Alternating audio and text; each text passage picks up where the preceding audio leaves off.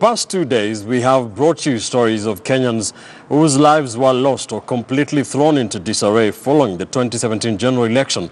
1 year on, they still have nothing to smile about. Tonight, on the final part of the series, The Price of Democracy, victims talk about their quest for justice and why they have no faith in the country's political class, even with the Building Bridges initiative.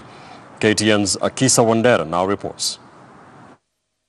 Inside these rooms lie stories of pain, stories of grief, stories of tears, and stories of disappointment. Many of those that I've spoken to, and not just here in Manyata, but in other parts of the country that were greatly affected, say they wish they could close that chapter of their lives completely. But they can't, they say, if some of the issues have not been addressed.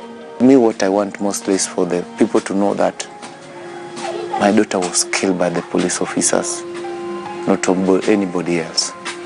Ile kitu natarajia kesi ikiisha, sasa hiyo unajua kesi ikiwa kotini, hakuna kitu kingine mtu anatarajia. Kukompensate. Mambo ya kupelekana kotini, kutafuta nini, hiyo yote ni kupoteza wakati. This is a promise that's part and parcel of the Building Bridges initiative. A promise that government spokesperson Eric Kiraitha says is subject to completion of investigations and the case is currently before the courts. The government is committed to ensuring that justice is done, and we have always communicated, even to the police officers on the ground, that justice is not an option.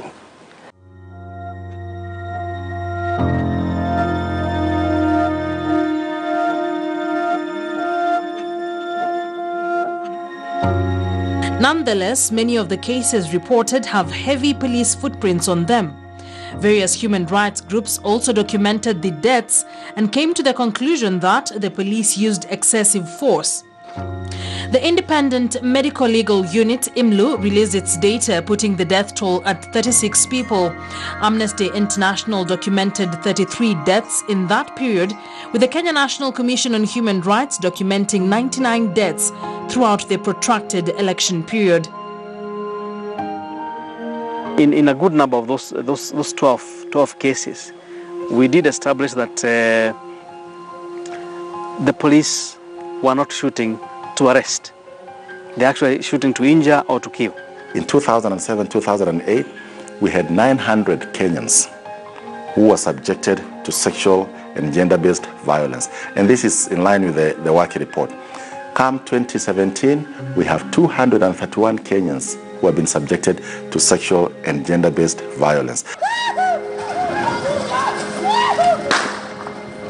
The government is, however, yet to release official figures of those affected during the post-poll chaos in 2017. I don't have that right away. I don't have the actual status of the actual statistics, but this is information which is available. The Independent Policing and Oversight Authority monitored police conduct and are currently investigating the same. Efforts to get information regarding the status of the said inquest have been futile. The police and the other agencies which are supposed to be fully functional should have constituted an inquiry by now, which would be telling us what has been done so far. How many confirm the deaths, confirm the people who have been injured, confirms the costs which those people have incurred, and by now they should be giving recommendations.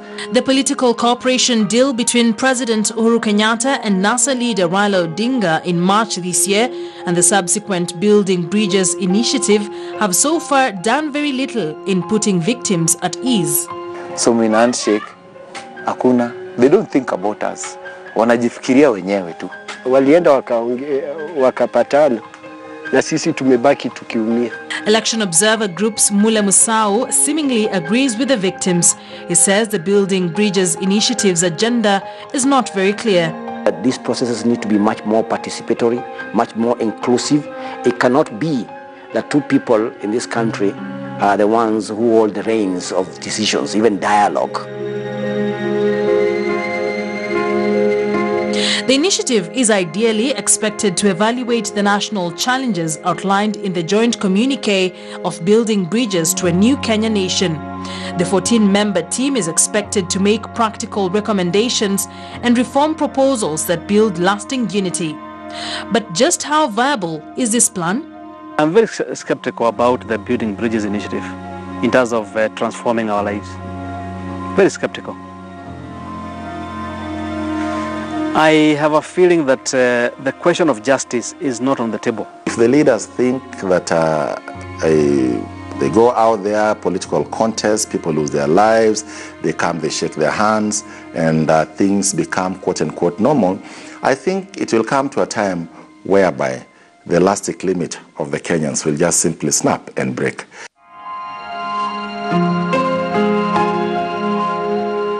As things stand, the promises continue to gather dust with a 14-member team, and victims maintain that they have no interest in an election ever again. There's no need for me to vote.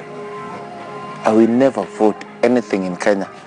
Nikifikiria election nasikia inanikumbusha chenye ilifanyika. Wewe unajua utafika hiyo? Hujui. Hata leo wewe hujui, hata mimi mwenyewe kama sasa sijui nitafika jioni. Mtu anapanga tu ni mtu mgonjwa. The politics which is going on at the moment is totally insensitive to the issues that Kenyans are facing at the moment, and part of it is we have to have a permanent closure on last year's elections. Akisa Wandera, KTN News.